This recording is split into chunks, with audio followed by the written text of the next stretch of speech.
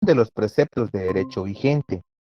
La técnica jurídica va a tener como finalidad estudiar aquellos problemas que se relacionan con la aplicación del derecho objetivo, o sea, el derecho regulado por el legislador o creado por la autoridad, a un caso concreto. En otras palabras, mis amigos, la técnica jurídica tiene por objeto o persigue la aplicación del derecho a problemas concretos, ¿verdad? A conflictos de interés. De esa cuenta podemos decir que la técnica jurídica consiste en el adecuado manejo de los medios que permiten alcanzar los objetivos que el derecho persigue. Para su estudio lo vamos a ver desde dos perspectivas o dos puntos de vista, desde un sentido estricto y desde un sentido amplio. Desde un estricto sensu, podemos decir que la técnica jurídica se refiere al estudio de los problemas que enfrenta el juzgador, que es la persona que aplica el derecho, al momento de aplicar el derecho sobre un caso particular o un caso concreto, ¿sí? Aquellos problemas que ya se dan en la práctica al momento de resolver. Y desde un punto de vista amplio o un punto de vista lato, podemos decir que la técnica jurídica se enfoca en el estudio, tanto de la técnica de elaboración y formulación de normas jurídicas, como la aplicación de dichas normas a casos concretos. Si ustedes se dan cuenta, desde un punto de vista estricto, únicamente se debe enfocar en los problemas que surgen de la aplicación del derecho.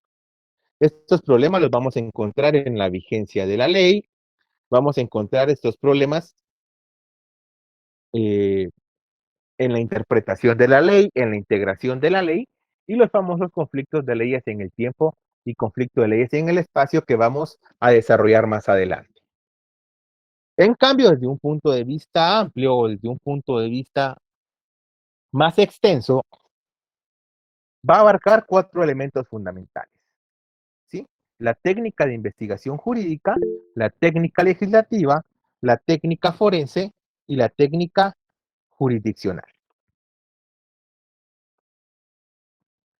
Eso quiere decir, amigos, que desde un punto de vista amplio se va a abarcar más elementos, porque no solo va a estudiar o va a analizar aquellos elementos que se dan o aquellos problemas que surgen al aplicar el derecho objetivo a casos concretos, sino que también va a estudiar aquellos elementos, perdón, referentes a cómo se deben elaborar las normas.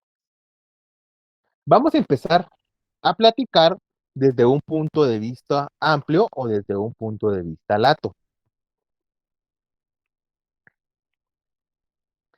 Desde un punto de vista amplio, tenemos primero la técnica de investigación jurídica. La técnica de investigación jurídica es aquella parte de la técnica del derecho que busca la aprehensión de datos para el conocimiento sistemático e histórico del derecho. Eso quiere decir que la técnica de investigación jurídica va a ser realizada por los juristas o por los investigadores del derecho, por los estudiosos de las ciencias jurídicas. Cuando hablamos de la aprehensión de datos, ya esta pues va a estar encomendada al estudioso del derecho, ¿verdad? Al investigador jurídico, al jurisconsulto, a nosotros los abogados, notarios y estudiosos del derecho. De esa cuenta, la técnica de investigación jurídica no va a perseguir un objetivo eminentemente práctico, sino por el contrario, va a buscar la obtención de datos que le permitan dotar al sujeto que está conociendo o al sujeto que está aprendiendo con nociones básicas y con ciertas habilidades que le lleguen a permitir comprender mejor el mundo del derecho. Desde el punto de vista de la técnica legislativa, también nos estamos refiriendo a una parte o a un elemento toral de la técnica jurídica, solo que esta se va a referir al estudio y a la elaboración o formación de las leyes. Ya recuerdan ustedes que para crear una ley, pues debemos transitar por ese proceso de formación y sanción de leyes regulado en la Constitución Política de la República y también regulado en la ley orgánica del organismo legislativo. ¿Sí? Es decir, desde hablar del proceso de formación de ley, estamos hablando desde aquel proceso que surge con la necesidad de regular una conducta, desde el momento en que nos percatamos que cierta situación merece ser regulada y gozar de protección del derecho, hasta el momento en que la ley va a entrar en vigencia. Recordarán también que cuando hablamos del proceso legislativo, nos estamos refiriendo a aquella serie de pasos o procesos ordenados o etapas ordenadas que están reguladas en la Constitución y en la ley para la formación y sanción de leyes en Guatemala. ¿Sí? Eso lo encontramos más o menos del artículo 174 al 181 de la Constitución y del artículo 106 al 133 de la Ley Orgánica del Organismo Legislativo. Del 157 en adelante, pues ya nos dan parámetros generales, ¿verdad? Que nos van a servir para entender mejor cómo se desarrolla ese proceso legislativo. ¿Sí, Juan Carlos? Muy bien. Disculpa, es que se me activó por mover No, un no, libro. no tenga pena, no tenga pena. Entonces, recuerden que ese proceso legislativo abarca la que es la iniciativa de ley, la presentación y admisión de un anteproyecto de ley, ya posteriormente, pues, la discusión del proyecto de ley, ¿verdad? Su respectiva aprobación, la remisión que hace la Junta Directiva del Congreso al organismo ejecutivo, ya el organismo ejecutivo toma la decisión, en este caso, de sancionarlo o vetarlo, ¿sí? Si lo veta, lo rechaza por no adecuarse a los intereses nacionales y lo devuelve al Congreso con observaciones. Si lo sanciona, pues ya tenemos la promulgación, que es el visto bueno que da el presidente de la ley, la publicación, que es en el diario oficial, tenemos el vacatio leyes, que es el periodo en el cual pues la población se va a enterar antes de la entrada de la vigencia de qué está regulando la nueva ley. Y por último, la vigencia, ¿verdad? Donde ya surte efectos jurídicos. Yo los invitaría a que recapitulemos eh, este proceso de formación y sanción de ley contenido del artículo 174 al artículo 181 para que pues, comprendamos de mejor manera lo que estamos platicando. De la misma manera, cuando hablamos de la técnica legislativa, nos estamos refiriendo, solo permítanme porque hay unas personas que quieren entrar.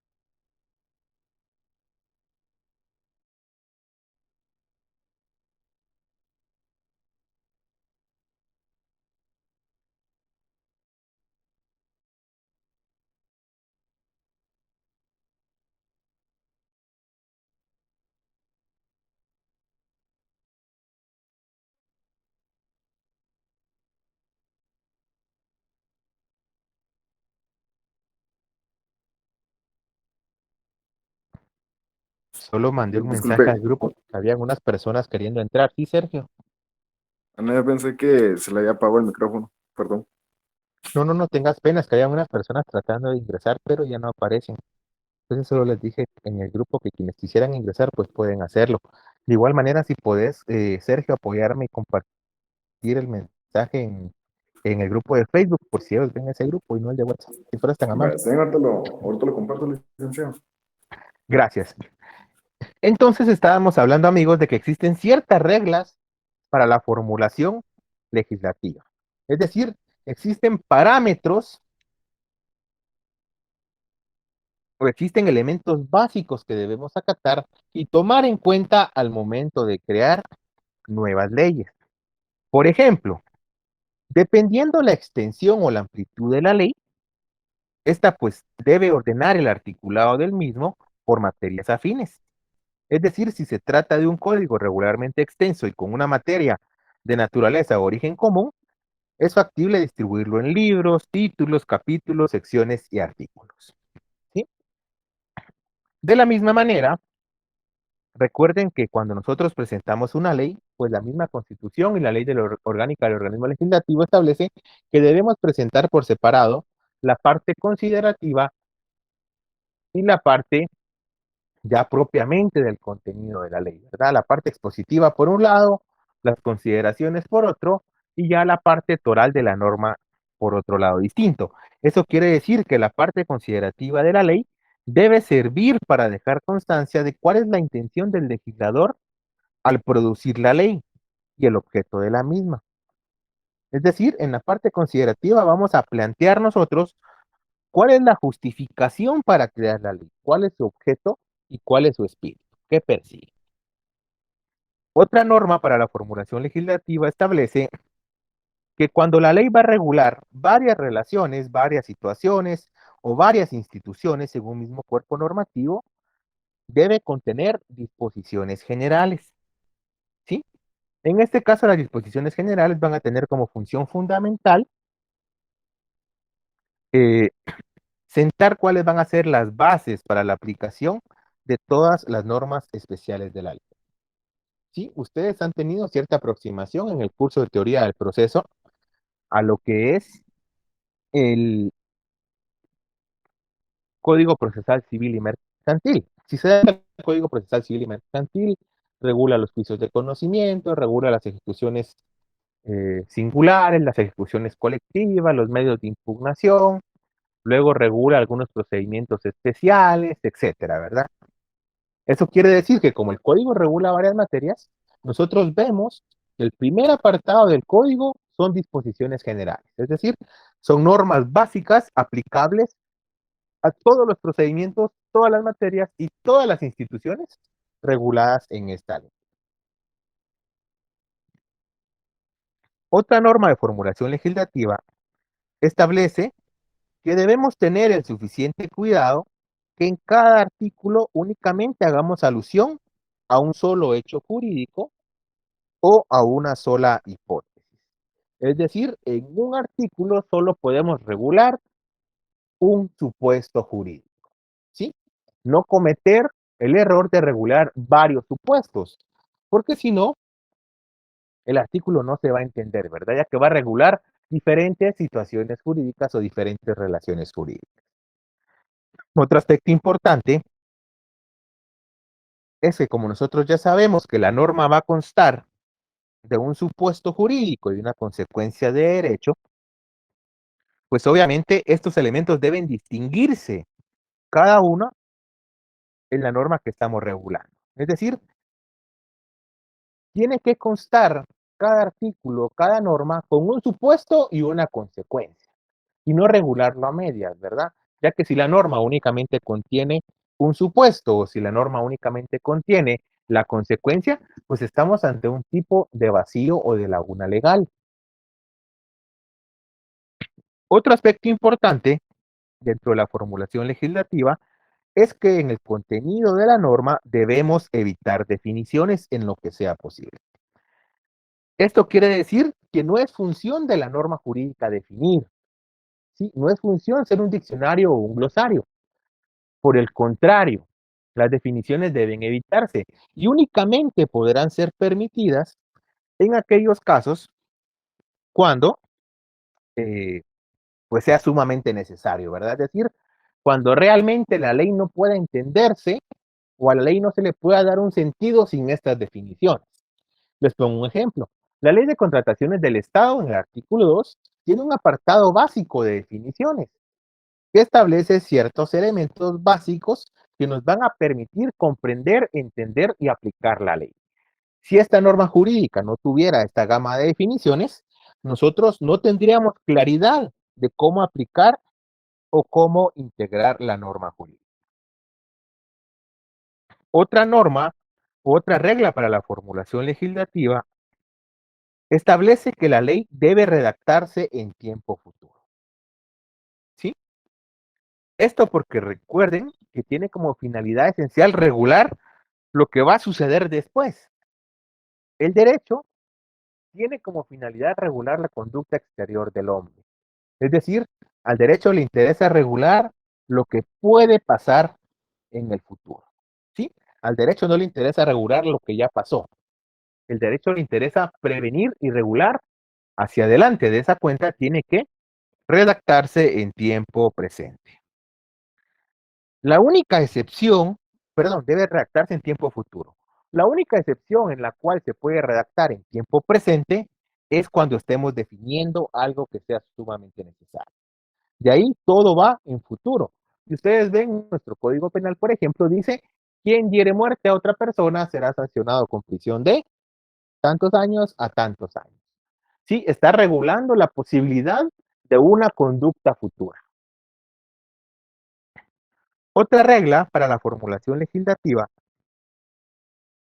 establece que si la ley va a crear una dependencia o un órgano administrativo, la misma ley debe establecer su competencia, debe establecer sus funciones y atribuciones. ¿Sí? No puede crear una institución sin asignarle un objeto o atribuciones. Otro aspecto importante es que la norma jurídica debemos redactarla en lenguaje claro, preciso y corriente. ¿Sí? Lenguaje coloquial. Esto porque recuerden ustedes que estamos en un país donde más de la mitad de la población no sabe leer y escribir. Estamos en un país donde no todos son abogados y notarios. Sí, únicamente hay 36,000 abogados y notarios de 17 millones. Eso quiere decir que al momento de crear la ley, si la vamos a redactar con un lenguaje eminentemente técnico o con un lenguaje demasiado profesional, obviamente la ley no se va a entender. Y si no se entiende, no va a poder ser aplicada. Ya entraríamos en ciertos conflictos al momento de exigir su cumplimiento o de establecer sanciones por su incumplimiento. De esa cuenta, la norma, al redactarse en un lenguaje claro, preciso y corriente, tiene como finalidad que los destinatarios de la ley la puedan entender y la cumplan. Otro aspecto importante es que en el contenido de la ley no debemos usar vocablos en idioma extranjero. ¿Sí? Se debe utilizar solo el idioma nacional, que es el español o los demás dialectos e idiomas aceptados en Guatemala. ¿Sí? Tenemos algunas excepciones, por ahí el Código Civil, el Código de Comercio, introducen palabras como quórum, por ejemplo, ¿verdad? Esos son errores o son falencias de técnica legislativa, ya que únicamente debemos utilizar los idiomas nacionales. Por último, amigos, es un error muy común que en una ley se establezca un artículo donde se le recuerde al presidente de la República que tiene que emitir el reglamento. ¿Sí? ¿Por qué es un error? Porque el derecho que ya está regulado no debe repetirse. Y esa obligación del presidente de crear las normas reglamentarias ya se encuentran establecidas en la Constitución Política de la República de Guatemala. Esto lo encontramos en el artículo 183 de la Constitución. ¿Sí? De esa cuenta, no es necesario recordar al presidente nuevamente sus obligaciones, ¿verdad? Porque la ley ya es clara y además el presidente es el responsable de hacer que la ley se cumpla. Por lo tanto, él debería conocer esas atribuciones. También tenemos, amigos, la técnica forense. ¿Alguien tiene alguna idea de qué hace alusión la técnica forense?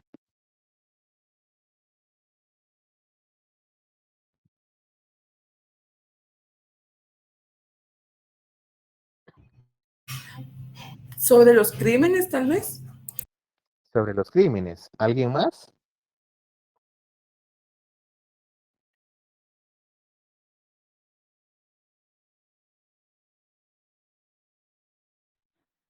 Lick, buenas noches. Buenas noches, Vidal. Sí, la técnica forense, eh, según recuerdo, son como las reglas que deben seguir los abogados para su actividad, para su actividad profesional. Muy bien, ¿Es Vidal. así? Estamos bastante acertados. La Gracias, técnica Lick. forense precisamente es aquella parte de la técnica jurídica que va a establecer cuáles son las reglas a que deben sujetarse o someterse los abogados en su actividad profesional. Ahí estamos bastante bien, Vidal.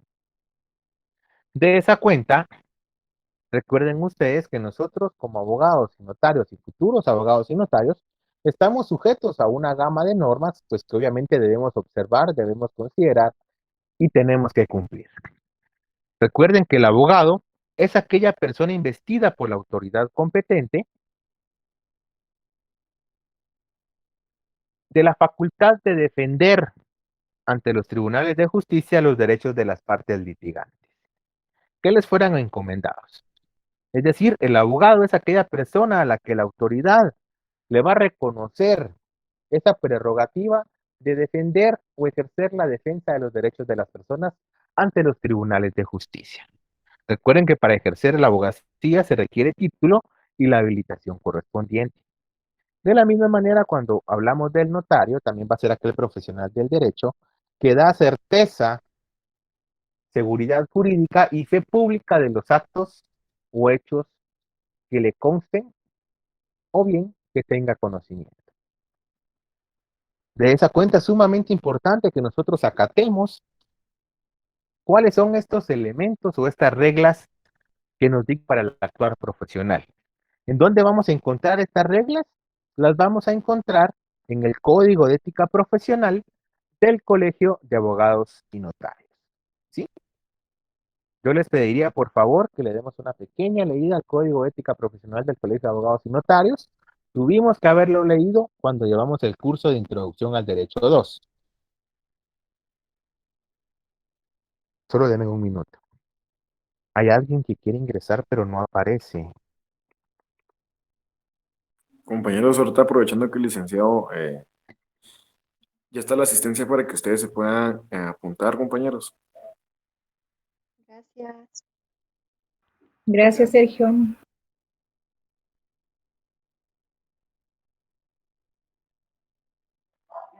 De nada, compañeros.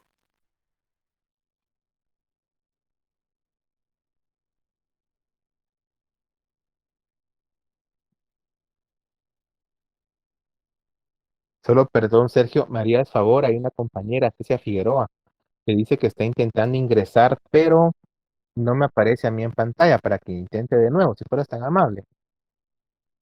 Está en licenciado y ahorita le informo a ella. Gracias, muy amable. Vean, entonces el Código de Ética Profesional del Colegio de Abogados y Notarios va a ser una normativa jurídica obligatoria para los profesionales del derecho y para aquellas ciencias afines como los internacionalistas, los politólogos, los compañeros criminalísticas o criminólogos, ¿verdad? Que forman parte de nuestro colegio.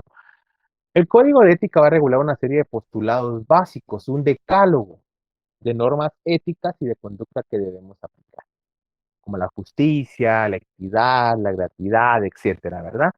De la misma manera va a regular posteriormente cómo debe ser la conducta de los profesionales del derecho en los distintos roles en la sociedad. Es decir, cómo debe comportarse el abogado cuando actúa como funcionario público, cómo debe ser el papel del abogado cuando ejerce jurisdicción o es un juez, cómo debe actuar el abogado cuando es litigante, tanto frente al juez, frente a un funcionario público o frente a algún colega, etcétera, ¿verdad? Es decir, nos da una gama de reglas de conducta que se deben acatar al momento de ejercer la profesión. Otro aspecto importante es el Reglamento General de Tribunales, más o menos del artículo 171 al 187, también establece ciertos elementos generales, ¿verdad? Por último, tenemos la técnica jurisdiccional. La técnica jurisdiccional va a ser aquella parte de la técnica jurídica o la técnica del derecho que va a determinar las reglas a las que deben ajustarse los jueces para la aplicación del derecho. Es decir, las normas que deben seguir los jueces al momento de ejercer jurisdicción o al momento de solucionar controversias, aplicando normas jurídicas a casos concretos. De esa cuenta, los problemas con los que se va a encontrar el juez al momento de solucionar estas controversias son el problema de vigencia de la ley, de integración de la ley, interpretación de la ley y también el conflicto de leyes en el tiempo y conflicto de leyes en el espacio, ¿sí? Temas que vamos a ver más adelante. Dentro de los requisitos de la técnica jurisdiccional hay dos elementos fundamentales. El primer requisito es que el juez debe ser competente para conocer. ¿Qué quiere decir esto? Que el juez debe poseer la facultad jurisdiccional sobre la materia, el territorio, la cuantía, el grado, el turno, etcétera, ¿verdad? Es decir, el juez debe estar habilitado por la Corte Suprema de Justicia para poder conocer, tramitar y resolver el asunto. Recuerden que un juez únicamente puede conocer aquellas situaciones para las que es competente. Si yo soy un juez de primera instancia penal, yo no puedo resolver asuntos laborales, yo no puedo resolver asuntos de familia. Únicamente puedo conocer asuntos penales. El segundo elemento es que el conocimiento del caso por el juez va a estar sujeto al cumplimiento de requisitos, formas y trámites procesales. Esto quiere decir que no basta con que el juez sea competente, sino que adicional a ello, el juez debe verificar que nosotros como interesados y como sujetos procesales cumplamos los procedimientos, cumplamos los requisitos, los plazos y las formalidades establecidas en la ley. ¿Sí? Ya ven ustedes que dice, por ejemplo, que para comparecer ante los tribunales de justicia, necesaria y obligatoriamente se tiene que comparecer a través de un abogado colegiado activo, salvo un par de excepciones, ¿verdad? Pero la regla general es esa. No cualquier persona puede ir ante un juez. Tienen que comparecer a través de un abogado colegiado activo. Otro elemento importante es que, salvo algunas y pequeñas excepciones, para comparecer ante los juzgadores debemos pagar un impuesto. Este impuesto es el timbre forense, ¿verdad? Ya la misma ley dice que los jueces van a repeler y a rechazar de plano aquellos escritos que no cubran este impuesto. Dentro de la misma técnica jurisdiccional existen dos etapas. La famosa quaestio facti o cuestión de hecho y la quaestio juris o cuestión de derecho. Cuando hablamos de la cuestión de hecho, esta consiste en comprobar el hecho que realiza la hipótesis o el supuesto en la norma. Es decir, el juez va a depurar los hechos para saber cómo ocurrieron en realidad. Y cuando nosotros, permítanme, creo que hay alguien queriendo ingresar, todavía no. Cuando nosotros hablamos de la cuestión juris o de la cuestión de derecho, pues ya estamos haciendo alusión a que se va a atribuir o se va a impulsar determinadas consecuencias normativas a determinadas personas. Esto quiere decir que se determina y averigua la norma aplicable al caso concreto. Se va a establecer cuál es la norma jurídica que resuelve la situación. Y en su caso, pues si no existiera una norma, se va a proceder a hacer la integración de conformidad como lo establece el derecho y la normativa vigente.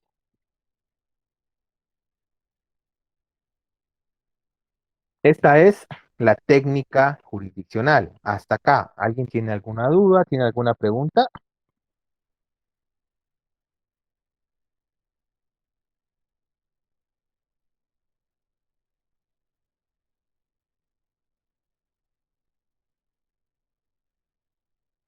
Buenas noches.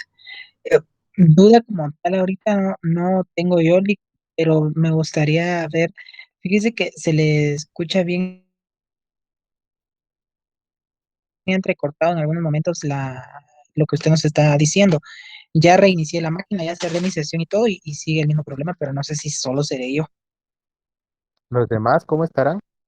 Si se Tal escucha vez bien, es su A licenciado. mí no me ha compu, dado Francisco. Sí, se tanto. escucha, ¿Yo Lick. escucho bien? Yo escucho bien.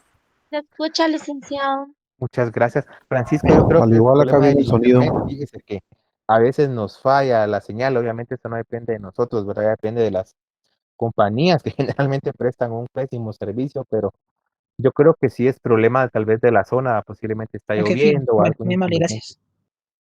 para servirle. Vean entonces, Cuando el juez va a resolver alguna situación concreta, el juez va a aplicar por regla general un silogismo jurídico. Ustedes se recuerdan cuando vieron en cursos diversificados, cuando vieron en cursos como comunicación o filosofía, los famosos silogismos. Los silogismos son esquemas, digamos, de la lógica jurídica en la cual vamos a encontrar distintos elementos, ¿verdad? Vamos a encontrar una premisa mayor, vamos a encontrar una premisa menor y vamos a encontrar una conclusión. El silogismo es el método que utilizamos para la aplicación del derecho. De esa cuenta, la teoría del silogismo jurídico va a ser la más empleada, ya que en todo momento vamos a utilizar estos tres elementos fundamentales. La premisa mayor va a contener la norma elegida por el intérprete como aplicable al caso concreto. Esta premisa pues puede estar integrada por una o más normas, una o más leyes, ¿verdad? En el caso de la premisa menor, esta va a estar conformada por el caso concreto, por la situación jurídica que está aconteciendo, por el hecho o por el acto jurídico propiamente, ¿sí? Que exige una solución, ¿verdad? Y en el caso de la conclusión, pues ya va a ser la consecuencia que se obtiene como resultado de aplicar la norma jurídica al caso concreto. En otras palabras, la premisa mayor va a contener el derecho, la premisa menor va a contener los actos o los hechos y la conclusión ya va a consistir en ese encuadramiento jurídico que se hace de la norma y el hecho. ¿Sí? La norma dice, quien diere muerte a una persona será sancionado con prisión de 8 a 20 años, por ejemplo. ¿Cuál es el caso concreto? Que Juan iba manejando su vehículo, no veía porque estaba lloviendo y era ya altas horas de la noche, se le atravesó un motorista y falleció. ¿Sí? Ya tenemos lo que establece el derecho y tenemos el caso concreto. Ahora lo que tenemos que hacer es encuadrarlo, ver si el caso concreto cabe entre los presupuestos establecidos en la norma. ¿Sí? Y esa va a ser la conclusión. ¿Cuál va a ser la conclusión? Que hay un homicidio, ¿verdad? Y a la persona que cometió el homicidio se le tiene que imponer una sanción. ¿Estamos bien hasta acá? ¿Alguien tiene alguna duda? ¿Tiene alguna pregunta?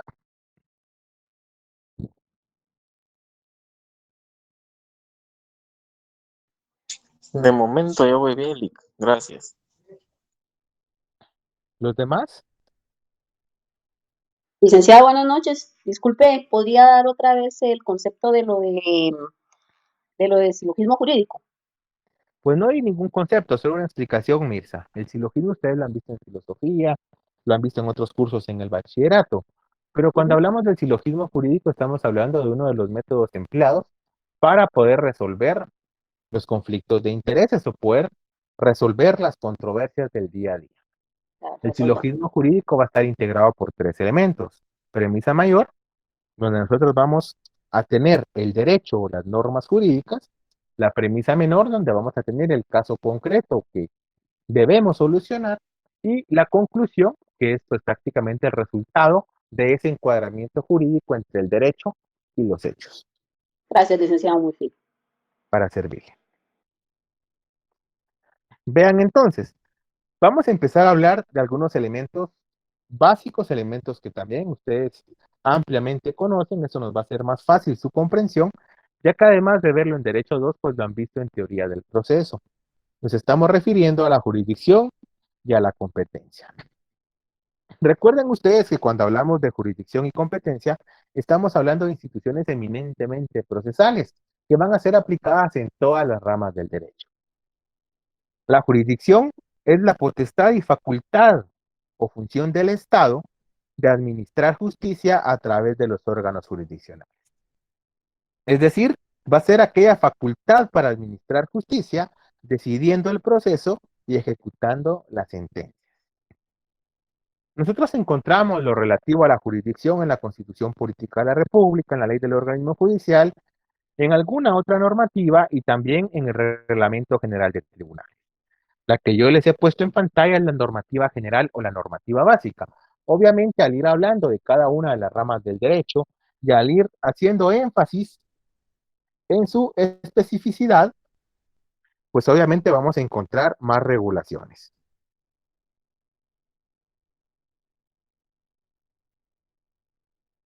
Eso quiere decir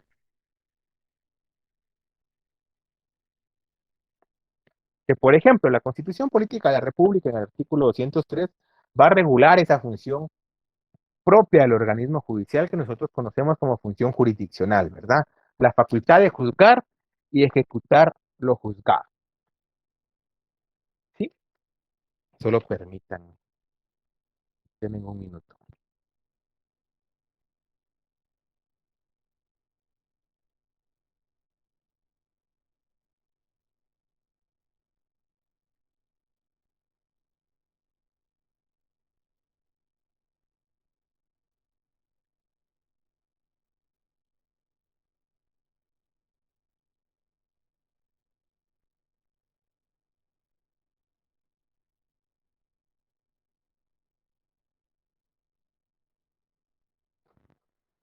Vean entonces, la Constitución va a establecer ciertos lineamientos generales. La ley del organismo judicial obviamente pues la va a desarrollar, ¿verdad?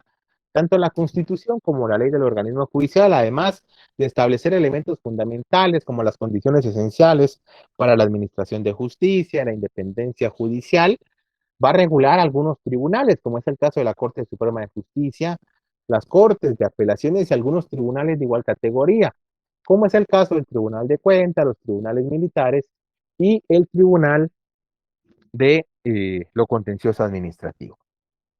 La ley del organismo judicial desarrolla estos preceptos. Ya entra de lleno al organismo judicial. Establece las funciones del organismo judicial, tanto en su función administrativa como en su función jurisdiccional. Establece la diferencia entre las funciones del organismo judicial y de la Corte Suprema de Justicia. Posteriormente regula las salas de la Corte de Apelaciones, los jueces de primera instancia. También va a establecer lo referente a los juzgados menores o juzgados de paz. Yo les quisiera pedir, si ustedes fueran tan amables, de leer el artículo 203 de la Constitución.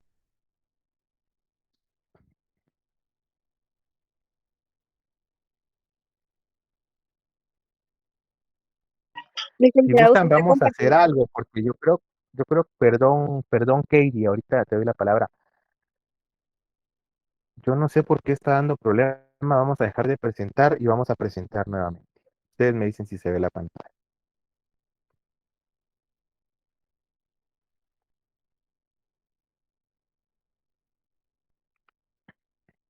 ¿Ahora se ve la pantalla? Sí, licenciado. Sí, Sí, licenciado. Sí, licenciado.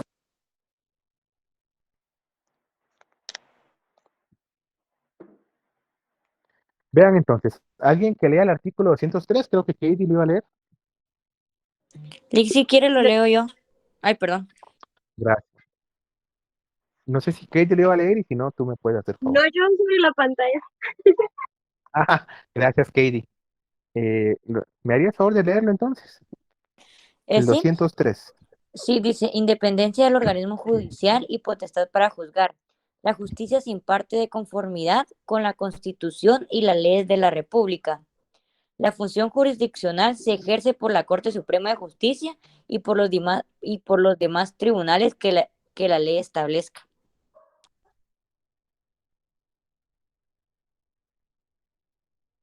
Solamente Sí, Pero ¿de qué ley estaban leyendo? Porque, en la sí, Constitución. ajá, sí, porque en la Constitución sí está un poquito más amplio, licenciado. Sí, por eso le preguntaba a Gaby. perdón, sí, hasta ahí me aparece. ¿Se lo leo, Sí, licenciado? por favor. Dice independencia del organismo judicial y potestad de juzgar.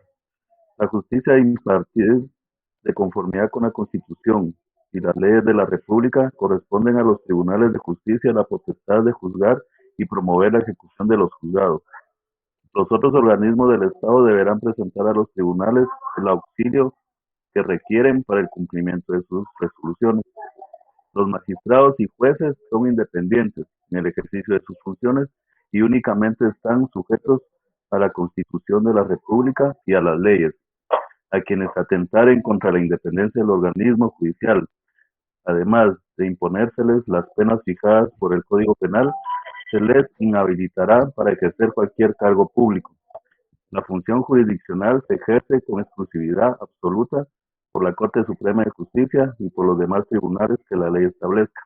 Ninguna otra autoridad podrá intervenir en la administración de justicia. Muchas gracias. Aprovechando, Armando, ¿me haría el favor de leer el artículo 51 de la Ley del Organismo Judicial?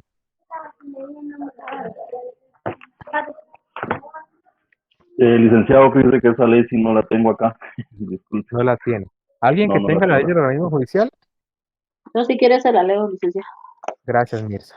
El 51, ¿verdad? 51. Disposiciones generales. Artículo 51. Organismo judicial.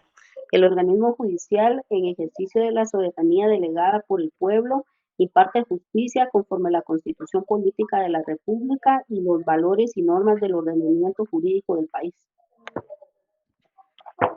Muchas gracias. Si se dan cuenta, entonces, el organismo judicial, como uno de los 3 organismos de Estado, producto de esa división de poderes o separación de poderes, pues obviamente le compete la facultad de juzgar y ejecutar lo juzgado. Es el único que puede administrar justicia. De esa cuenta, cuando el artículo 10 de la Ley del Organismo Judicial establece que para que a una persona se le pueda privar de sus derechos, únicamente se podrá hacer si ha sido citada, oída y vencida ante un órgano jurisdiccional competente y preestablecido. Es decir, solo el organismo judicial tiene esa facultad. Ahora bien, ¿quiénes van a integrar el organismo judicial? Eso también lo encontramos en la Ley del Organismo Judicial. Lo vamos a encontrar en el artículo 58. Dice el artículo 58, jurisdicción. La jurisdicción es única. Para su ejercicio se distribuyen los siguientes órdenes. A. Corte Suprema de Justicia y sus cámaras. Actualmente la Corte tiene 3 cámaras. Cámara Penal, que ve temas eminentemente penales, temas de justicia penal especial, como es femicidio, como es niñez y adolescencia, eminentemente penal, ¿verdad? Nada más. Como es trata de personas, extinción de dominio. ¿Sí? Tenemos la Cámara Civil, que tiene a su cargo ver niñez y adolescencia, pero no aspectos penales, ¿verdad? Niñez y adolescencia, familia, civil, ve mercantil, ve lo que es administrativo y ve lo que es tributario. Y tenemos la Cámara de Amparo y Antejuicio, que además de conocer el amparo, conocer el antejuicio, conoce la exhibición personal y es el rector en materia laboral. B. Corte de Apelaciones. Corte de Apelaciones vamos a tener en diferentes áreas, ¿verdad? Van a haber cortes de apelaciones que van a ser, solo hay un micrófono, no sé si me ayudan a apagarlo, por favor. Tenemos cortes de apelaciones en materia civil, en materia de trabajo, en materia penal. Hay salas de apelaciones de niñez y adolescencia, tributarias, contencioso administrativo, de cuentas. De la misma manera, pues hay salas que conocen de todo, ¿verdad? Son mixtas. También se establece, literal C, salas de la niñez y adolescencia, D, Tribunal de lo Contencioso Administrativo, E, Tribunal de Segunda Instancia de Cuentas. Tenemos los juzgados de primera instancia, juzgados de la niñez y adolescencia de adolescentes en conflicto con la ley penal y juzgados de control de ejecución de medidas. Tenemos los juzgados de paz o juzgados menores y los demás que establezca la ley. ¿Sí? ¿Quién crea los órganos jurisdiccionales? Los crea la Corte Suprema de Justicia. ¿Quién decide en dónde se va a crear un órgano jurisdiccional? La Corte Suprema de Justicia. ¿Quién decide qué materia o qué competencia va a tener un órgano jurisdiccional? La Corte Suprema de Justicia. ¿Sí? Ellos son el máximo tribunal de justicia ordinaria del país. Dentro de las clases de jurisdicción encontramos la jurisdicción ordinaria, la jurisdicción especial y la jurisdicción constitucional. En el caso de la jurisdicción ordinaria, van a pertenecer a esta categoría los tribunales u órganos jurisdiccionales que se les atribuye el conocimiento de aquellos procesos referidos a una generalidad de materia. ¿Sí? Ellos van a conocer, por ejemplo, un juzgado de primera instancia civil va a conocer sobre algunos aspectos, digamos, de la persona, va a conocer sobre los bienes, la propiedad, derechos reales, va a ver lo relativo a obligaciones y contratos, ¿sí? Va a conocer una generalidad de materias dentro de un área del derecho. Cuando hablamos de una jurisdicción especial, van a pertenecer a esta aquellos tribunales o órganos jurisdiccionales que autorizados por una ley o por la Corte Suprema de Justicia a través de un acuerdo, que es una norma reglamentaria, únicamente van a intervenir en ciertos casos específicos. Por ejemplo, materia laboral es una materia privativa, es decir, el juez de trabajo únicamente puede conocer trabajo, nada más. Femicidio, la ley contra el femicidio y otras formas de violencia contra la mujer establece que es jurisdicción privativa. Eso quiere decir que los juzgados de femicidio únicamente pueden conocer sobre femicidio, ¿verdad? Y violencia contra la mujer. ¿Sí? Los juzgados de trata de personas en Guatemala únicamente pueden conocer sobre trata y violencia sexual. ¿Sí? No pueden conocer como los juzgados penales de todos los delitos. Los juzgados penales conocen robos, hurtos, estafas, etcétera. Pero, por ejemplo, el juzgado de extorsiones únicamente conoce sobre extorsiones. ¿Sí? Cuando hablamos de la jurisdicción constitucional, es aquel tipo de jurisdicción que se le encomienda a los órganos del Estado para conocer las garantías constitucionales.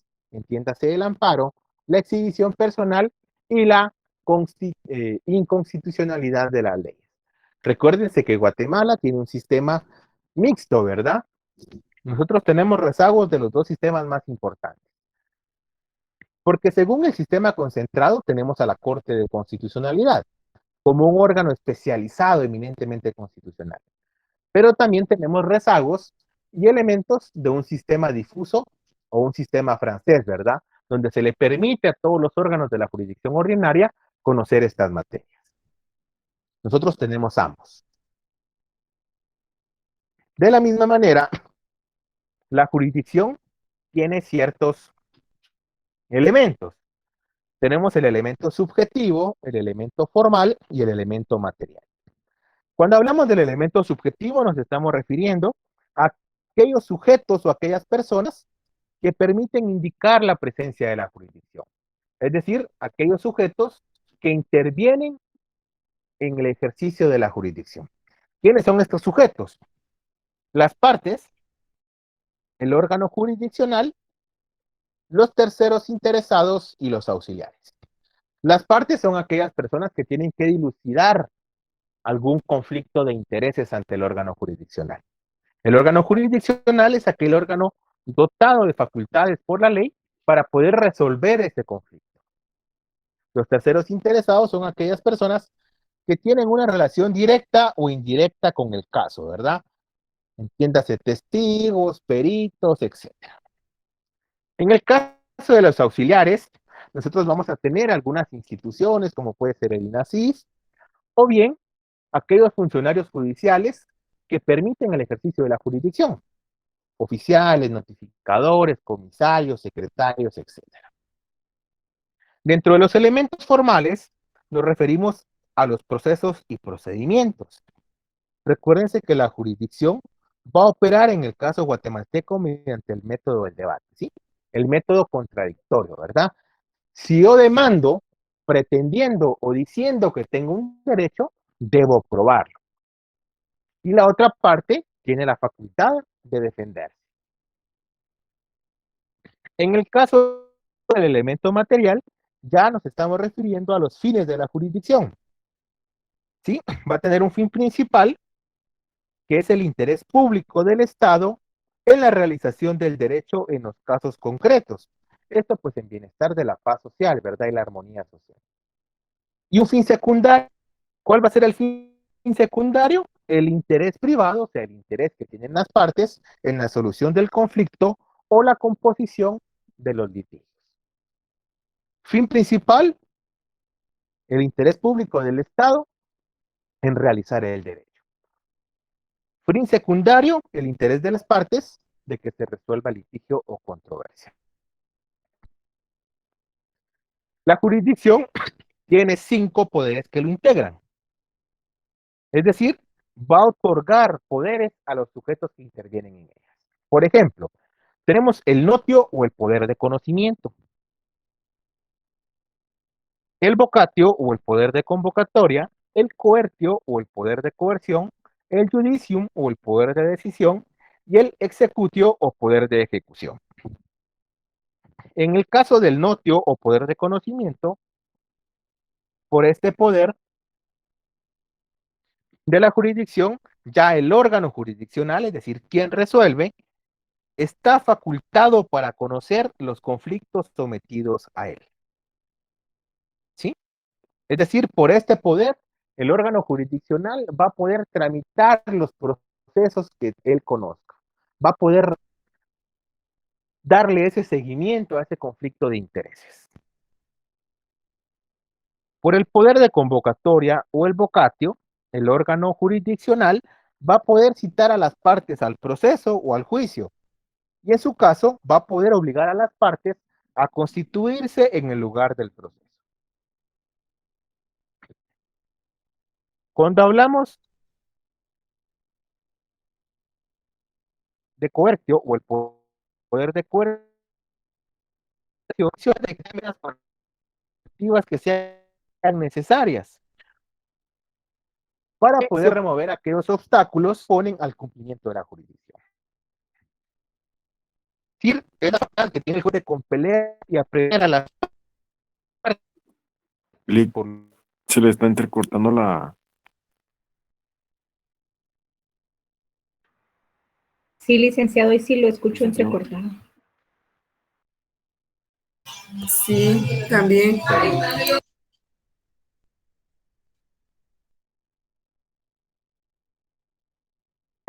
Perder el audio, Lick.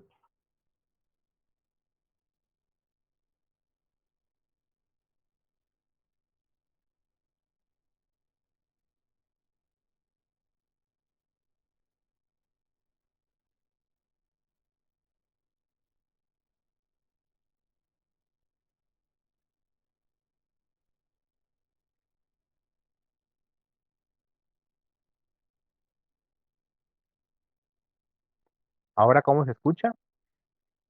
Bien, licenciado. Ahora sí, Bien, licenciado. Le repito si gustan.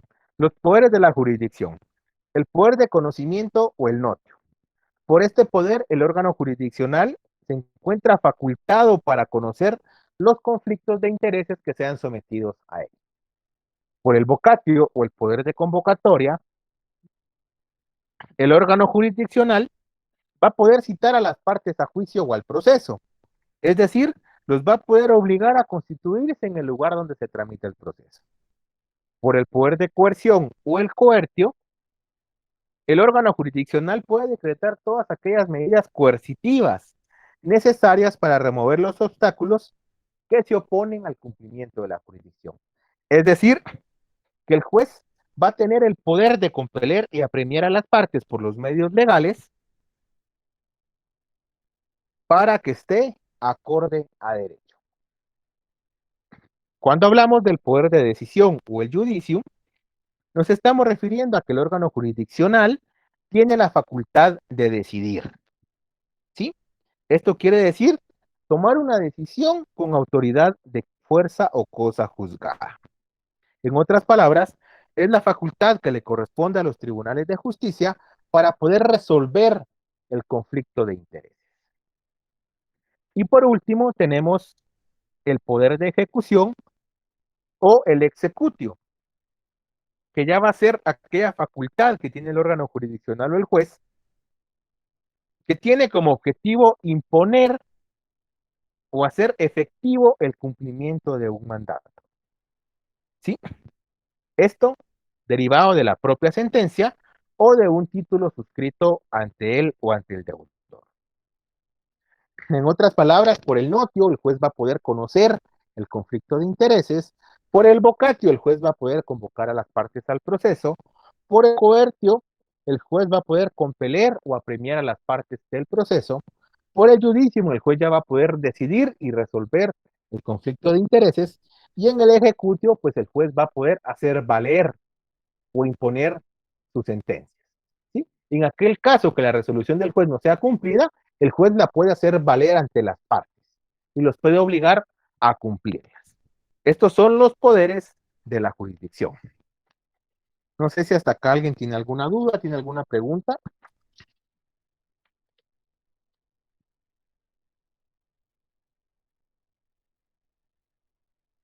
No, licenciado, gracias. No hay dudas, no hay preguntas.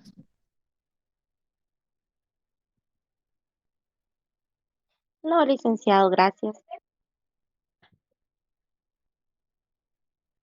Todo bien, Lick, gracias. Muy bien. Vean,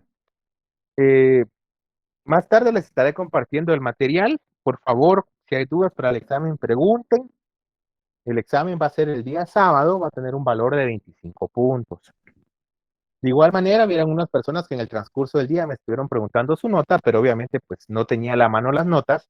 Más tarde me pueden reiterar sus datos y que quieren saber la nota del examen corto. Ojo, examen corto, no parcial, examen corto. Y con mucho gusto se las voy a compartir. De la misma manera, pude evidenciar en la tarea algunas deficiencias. Obviamente, pues la tarea ya está entregada, pero no tendría ningún sentido que yo les deje una tarea donde ustedes pasen de la teoría a la práctica si únicamente pues me van a repetir los ejemplos que yo les di en clase. Ahí no hay ningún ejercicio intelectivo, digamos, de aplicación, pero eso ya es de cada uno, ¿verdad? Otro aspecto importante, por favor, hubieron personas que en el examen corto colocaron nombres de las instituciones jurídicas incompletas. Obviamente esas respuestas están malas. ¿Sí? Tengamos en cuenta eso para futuras pruebas o futuras evaluaciones. El examen corto tenía un valor de 15 puntos, el parcial un valor de 30 puntos y el segundo parcial del sábado un valor de 25. Ello suma una nota de 70 puntos de zona. ¿Sí? ¿Alguien tiene alguna duda, alguna pregunta?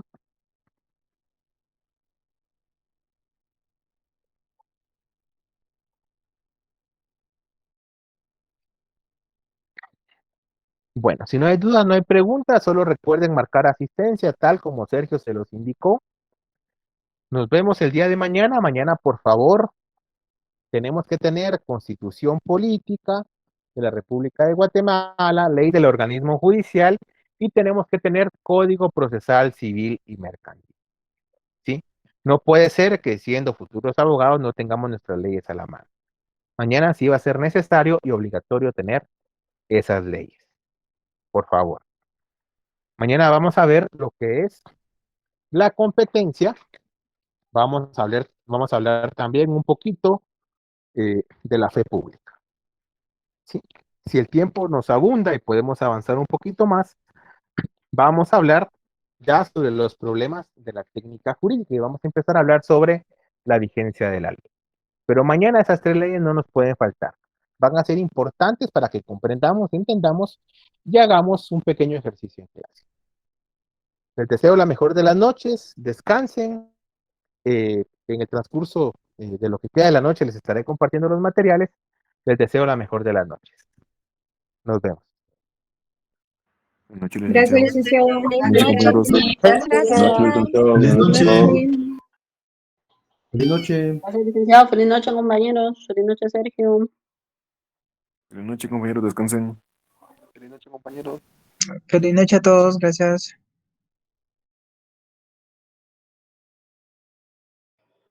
Feliz noche a todos.